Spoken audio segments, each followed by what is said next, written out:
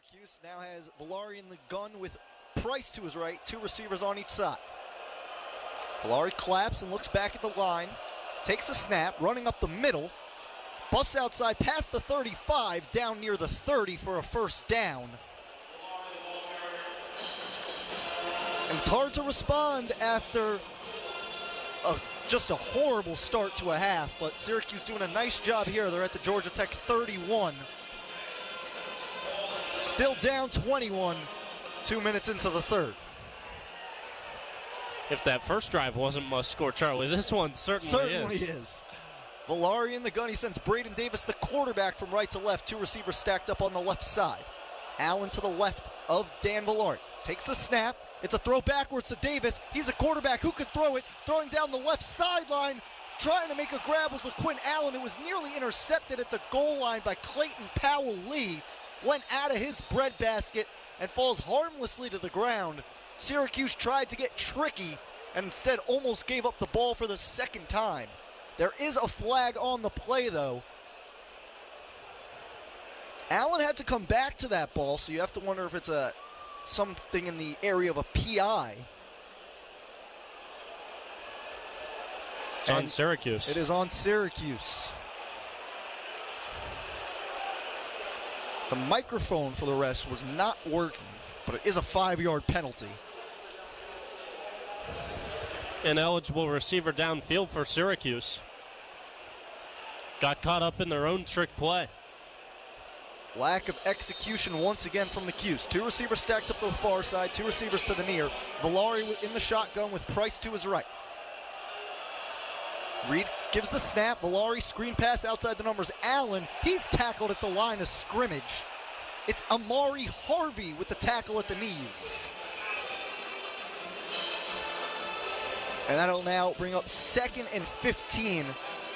Georgia Tech leading 24-3, 3 minutes into the half.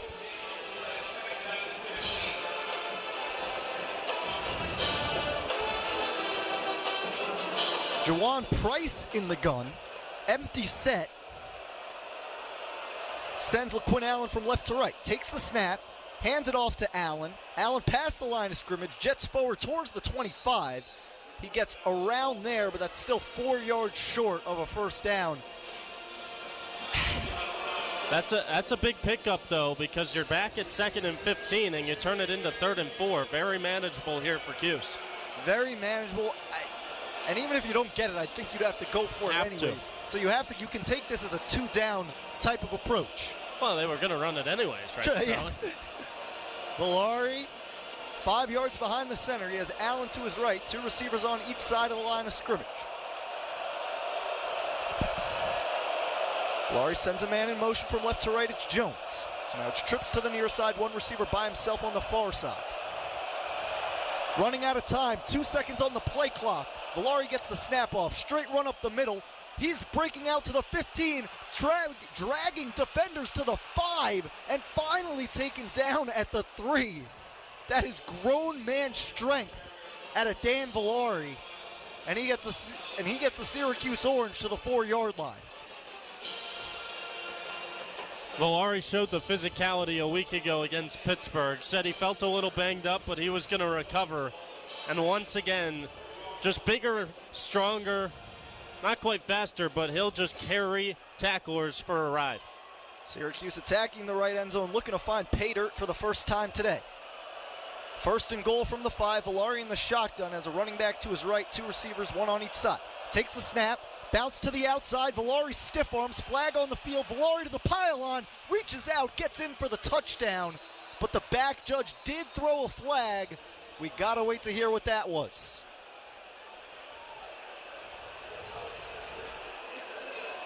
It's an illegal substitution on Georgia Tech. Dan Villari continues to carry the Syracuse offense. His first touchdown of the day, SU's first touchdown of the day, and it's a 15-point deficit 5 minutes into the third quarter.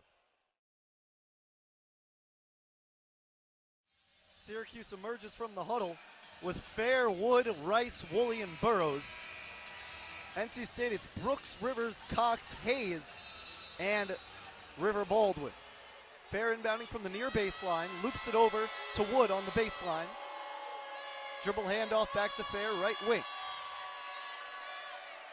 She's got Brooks on her. Down the alley, pulls up for a jumper, misses it back iron. Fight for the rebound.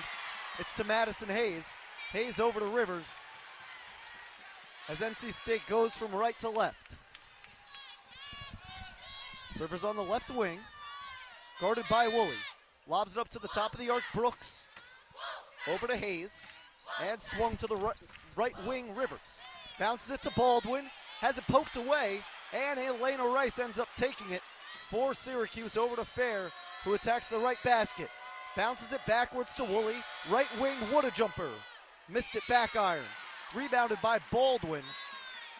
Under 4 minutes remaining in the second quarter, 2-point lead for SU. Brooks on the left wing, near the baseline, crossing over back to the wing. Top of the arc, Rivers finds the right wing, Cox. Right back to Rivers, who looks at her coach for some instructions. Crosses over on Woolley, down the right alley, and to the baseline. Has 5 on the shot clock, finds Baldwin in the paint, hook shot, off back iron, offside iron, and through the cup. River Baldwin is a problem, and Syracuse doesn't have an answer. It's a tie game. 3 minutes remain in the second quarter. Baseball pass, right wing, Elena Rice. Finds the top of the arc, Burrows, right back to Rice. Thinks about a three, instead gives it to Woolley at the top of the arc. Down the left alley, trying to back down Hayes in the paint. And navigating to the right wing. 3 on the shot clock, Fair, a deep 3. Misses it. Rebound out to Woolley on the right baseline. Fair gets it back at the NC State logo. Directing traffic, guarded by Brooks. Crosses over from left to right. Kick out right wing. Rice a 3. Misses it. Almost missed everything. Just barely grazed the rim. Fight for the ball under the rim. It's out of bounds. Last touched by Syracuse. And the Orange haven't scored for nearly 4 minutes. The Orange keep working on the outside. There's not a lot of opportunities in the low post for Syracuse in this second quarter. NC State doing a good job of pushing them out where they just aren't hitting their shots. 2.5 minutes remain. It's a 31-31 game. Brooks, right wing, Cox a 3. Missed it off the backboard. Rebounded by Rice. Attacking the left basket for the Orange. Woolley finds the right wing, Burrows. Kicks it to the top of the arc, Fair. Back to Burrows. Charges towards the free throw line, guarded by Cox. Spin around jumper. Hangs on the rim, down and in. Sophie Burrows hadn't scored 10 plus in 13 straight games. Did that against Pittsburgh, and now has 2 tonight. Zoe Brooks, right wing, into the paint, Euro step, floater. Off the back iron, no good, rebounded by Rice. She's been a vacuum for the boards. Coast to coast, left wing, rejected by Sanaya Rivers in the left hand. Oh, wow. An impressive stuff by Sanaya Rivers, who, as Elena Rice was coasting down the left alley, came from the right side of the baseline and just palmed it out of bounds. And Charlie, in transition, a lot of times you'll look for a chase down block from behind. That wasn't a chase down. Like you said, she just shifted over to where Rice was. She got back on defense well and swatted it. Syracuse up 2, 1:40 remains. Woolley on the inbound to the top of the arc. Rice has to jump to get it and hands a short pass to Fair. Burrows thinks about a screen, backs off. Fair with the left hand, now backing down. Brooks with the right. Crosses over to the right wing. 10 on the shot clock, dribbling in place. Behind the back dribble, gets her to the paint. Kick out Woolley at the top of the arc. She steps back and floats up a jumper. Front rim no good, rebounded by Baldwin. Rivers, they have 2-on-1 if they hurry. Euro step, up with the left hand. Got it, plus the foul. Sanaya Rivers with the Euro. It's a tie ball game, 33-33. A little over a minute remains in the second quarter, and the foul is on Georgia Woolley.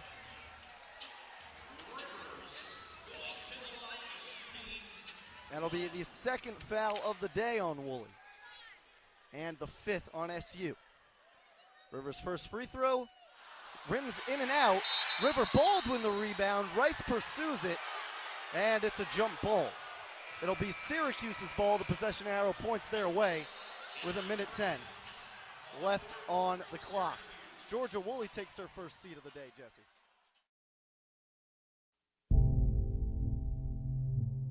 The snap, read option, he keeps it, fires the slant over the middle. It's incomplete, drop by Umari Hatcher. Shotgun set for Schrader, he takes the snap, read option, keeps it, fires near side flat. Got by Jones, he's hit, and the ball comes loose. The umpire in the middle of the field waves his arms, says an incomplete pass. Schrader takes the belt tie, snap, 5-man rush, steps up, lofts it down the right sideline. Hatcher's wide open, and he drops it at the 10. Oh, Umari Hatcher had nothing but green grass ahead of him.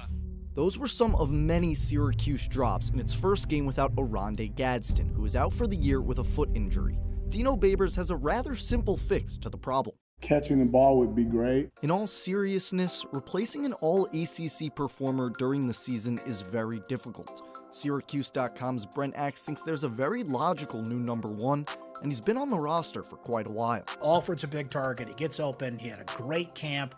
He's been up and down this year. He's made some great catches, particularly on the sideline against Western Michigan, but he's dropping touchdowns as well. I think Alford rises to the top. The Canadian, who's been at SU since the 2020 season, is using this opportunity to step up not only on the field, but off of it. I've been seeing myself as a leader. I'm pretty sure the guys look up to me as a leader. I got to stay strong mentally for them when I'm on my low, and when I'm at my high, I just got to bring them up with me. There's not really an adjustment because we just got to play football. Like, next man up, that's the mentality we got. OG, we're sad that he's down right now, but we just got to keep pushing through and just play football. While Alford stepping things up is necessary, the offense needs more.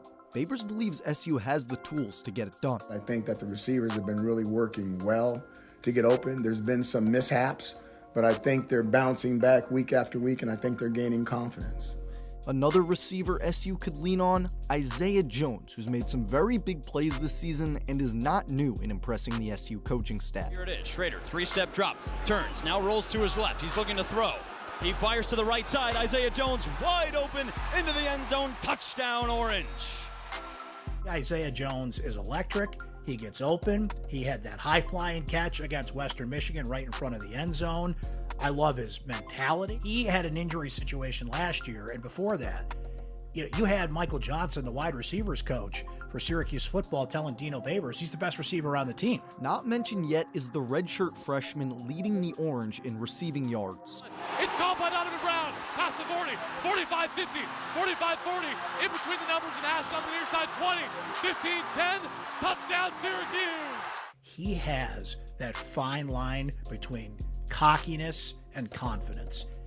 He does not talk like a freshman or a young player or an inexperienced guy. He talks like somebody that's been in the lineup for 4 years. And I love it, and I think he has breakaway speed, as does Hatcher. Umari Hatcher had a forgettable performance against Purdue, but he's not to be forgotten about either. Just watch the game. The guy just flat out gets open. He just gets open.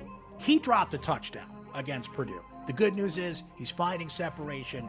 He's getting open, right? So you have a good mix of receivers there. Regardless of who steps up and what happened last week, the pass catchers still have the trust of their signal caller. It was a happening, and those guys, 9 times out of 10, they make those catches. Charlie Benami, WAER Sports. Well, thanks so much, Kat. Syracuse men's basketball hit another setback with an 80-75 loss to Boston College on Tuesday. The Eagles shot worse than 30% from three the first time these teams met. This time around, BC completely reversed its fortune, hitting 10 of 20 shots from distance. 41-30, Boston College on top of Syracuse. Zachary pulls up straight away, 3, and he sends it home. Jaden Zachary extends the lead to 14, and Adrian Autry wants a timeout. A 7-0 run to start the second half, not what the Orange envisioned coming out of the locker room. WAER's Jack Gordon had the call as the Eagles extended their lead early in the second half with a trifecta. As SU turns its focus to this weekend in a matchup with Wake Forest, defending the three-point arc has to be a focus. The Demon Deacons are third in the ACC in three-point percentage, knocking down nearly 38% of their threes. That being said, Wake has had some issues from deep as of late. In its last 2 games, both losses, the Deacs have hit just 9 threes combined. The Orange hope to keep that trend going on Saturday at 7:45 in Winston-Salem. Get your dial to 88.3 at 7:15 for McClurg Remodeling countdown to tip-off. Over to the field, the wait is almost over. Number 9 Syracuse men's lacrosse returns to the field on Saturday to take on Vermont. The Orange and the Catamounts met to open the 2023 season, a 7-5 win for Syracuse. Midfielder Jackson Birtwistle had 2 goals for SU in that one. Over to the court, the red-hot Knicks are back in action tonight against the Pacers. Guard Jalen Brunson has 29 points or more in 3 straight games. More updates coming in an hour. I'm Charlie Benami, WAER Sports.